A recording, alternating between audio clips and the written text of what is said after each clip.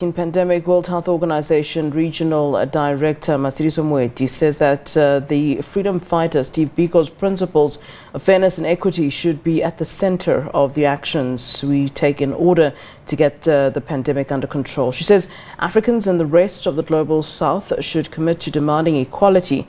Moeti is the keynote speaker for the 21st annual Steve Biko Lecture tomorrow. International news editor Sophie Mokoena spoke to her ahead of the event, which falls on the 44th commemoration of Biko's assassination.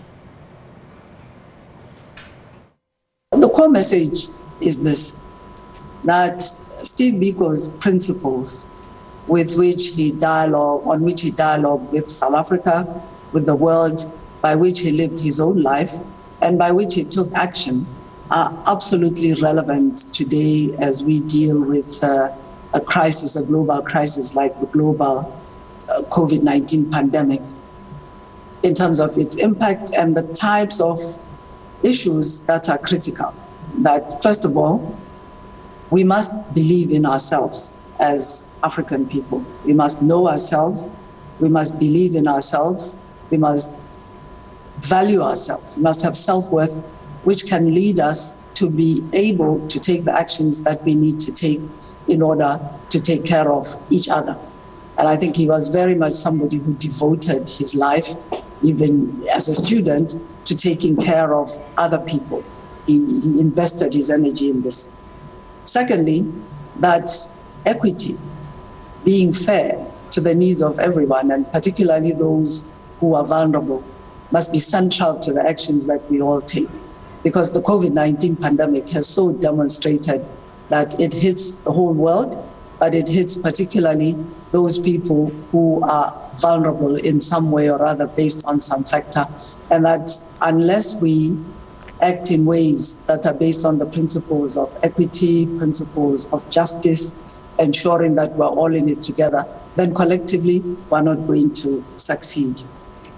And then thirdly, the message that I would like to deliver is that as he thought about the history of Black people, is that history is important, not because as a people who were enslaved and as a people who were colonized, we want to complain, but because it has a bearing on the experience that we're having today, especially in structural ways that the societies, the economies are organized. And therefore, if we're going to be successful in dealing with many issues, including with a pandemic like COVID-19, we must learn about history, we must know about it, and our actions need to be then addressing those factors that will drive inequity, that are based on injustice, so that we are able to be capable of doing what we can.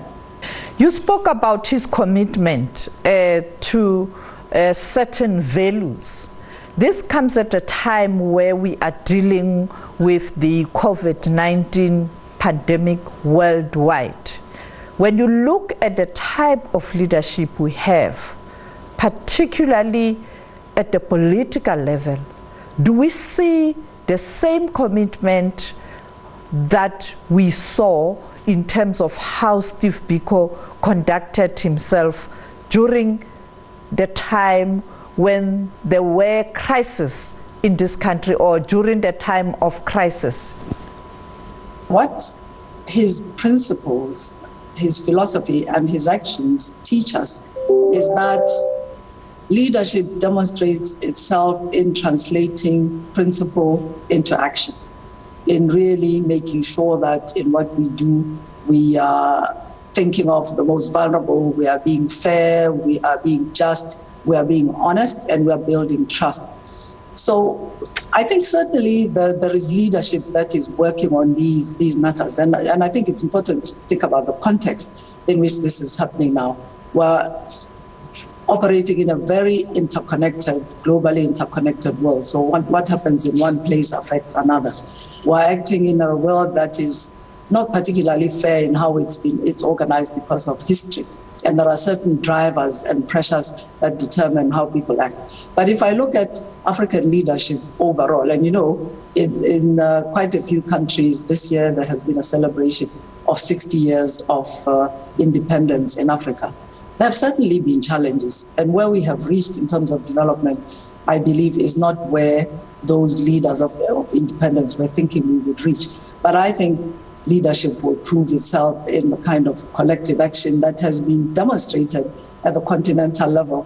While as soon as African leaders realize that there is a strong element of everybody looking after themselves at the global level, they started a movement, and it was not just a movement, it was actually a platform for joint action to go and address those things, looking for some of the supplies that have been such a crisis for Africa, testing kits, personal protective equipment, and now very much vaccines. So we're seeing the emergence of that kind of collective leadership in Africa. Of course, we have to see it at home as well in each and every country, and that really will demand, again, attention to equity, fairness, looking after the most vulnerable people, managing national resources responsibly so that they actually work for the people, and so on. So I think we've seen some of this. I mean, I asked myself, what would he think of what's going on today? Certainly, the experience teaches us that there is a lot to learn and we could do better, and we must continue to refer back to his philosophy, his spirit, and his action. I think what he did, even as a student, was with his colleagues, fellow students, translate his beliefs into action. Dr. Moeti, when you look globally, few days ago, the Director General of the WHO, Dr. Tedros, was visibly frustrated about access to vaccines, particularly when you look at the developed North, the progress there, and the developing South and poorer countries who are still struggling to have access to vaccines. When you look at how Steve Biko handled the issue of equality, are we improving as the world, particularly the continent, to ensure that there's equity in whatever we do, and not only those who have are progressing while they have not are struggling? We are seeing a concerted effort to address this, because I think Steve Biko not only voiced this as a principle, but he worked on translating it into a reality through his actions. And I believe that there is some momentum to, in a focused way, address this at the level of the African Union and the African leadership. And it requires, as I said, in this interconnected world, a response from the others who have the privilege of having the resources and the control of some of these supplies. There, I think there's a lot of work to do to translate sentiments expressed in good statements into action. Accepting that, you know, if you do that, if you take the action that may be seen by your population, for example, to be privileged and other people not to be nationalistic totally, it may cost you politically, because we have to acknowledge that the COVID-19 pandemic has become very politicized, like many acute global problems. So there are balances to keep, but there is a lot of work to be done in order, one, to, among ourselves, in our national leaders, to demonstrate consistently that focus on taking their place at the global level. And it means investing in our own systems so that eventually we can produce some of these materials. And if we don't, that we engage those that are creating the unfairness. We engage them robustly in ways that will shift their actions. This is something that we have seen in motion, but it has a long way to go in order to achieve results. And for me, if I may just add, as somebody who works in the international system in the United Nations, it also demands that the voice of African leaders must be heard in these platforms, because that is where some of the decisions that put in place the systems that might drive imbalances between wealthy and lower income countries are created. So it's important for our voice to be heard at the global level, in the United Nations, in all the fora that take place between political leaders, and then to be translated at home into the actions that are going to drive that push for fairness. Looking at the healthcare, and particularly those who are at the forefront of this fight, what lessons can the health sector and those who are at the forefront of this pandemic learn from Steve Biko? There is a lot we can learn as those working in the health sector about how to construct health systems and health sectors that will deliver more and more of this equity and fairness. And I think you are aware that in the country, in South Africa, there's been a quite focused discussion over some years now by the government of trying to reshape the health system in the country so that it's fairer, so that it is providing care of good quality for people in all conditions of life, low-income rural people, as well as wealthy people living in the suburbs, getting their care from the private sector. So it is teaching us this lesson that at the end of the day, and I think it's a very good lesson of the COVID-19 pandemic, even if you live in a suburb where you can have medical aid and get the best treatment available, you share the vulnerability with somebody who is low income, living in a shack somewhere, because at the end of the day, you're going to interact. And therefore, we need to organize our health systems with a particular emphasis on the most vulnerable people, low-income groups. Of course, also looking after our healthcare workers. We need to invest fairly in health so that we don't have a very costly healthcare system dealing with a rather small proportion of the population. This is the reality of the South African healthcare system at the moment, which is why the reforms are so necessary.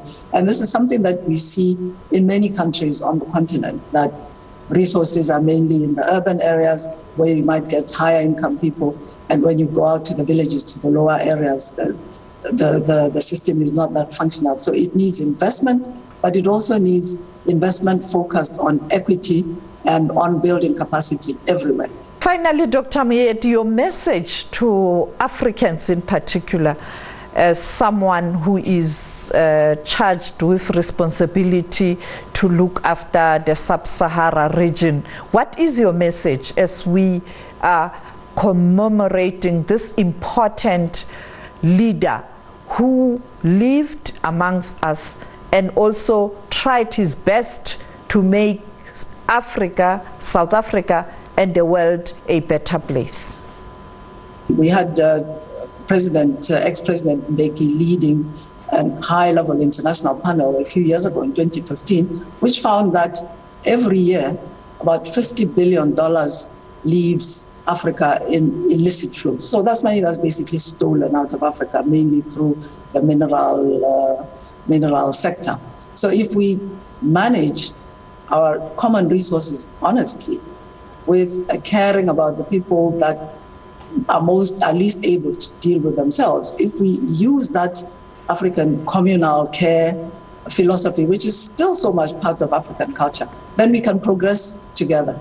I think what's saddest to see is the growing inequities, even within African countries, where a small group of people gets wealthy as economies develop, but the level of poverty in the rest of the community continues to be severe. This is what needs to be addressed. And if we address it using this as a principle, with COVID-19 is just an example. It's something that's important for everything. Education, which is also so important for health, how we develop countries with that principle of equity, of fairness, and I think of honesty in managing common resources that the people entrust to their governments. I believe we can make a lot of progress. Thank you for your time, Dr. Moeti. We are looking forward to this lecture at a time where the world needs selfless leadership, the leadership that was demonstrated by leaders such as the late Steve Biko. Thank you.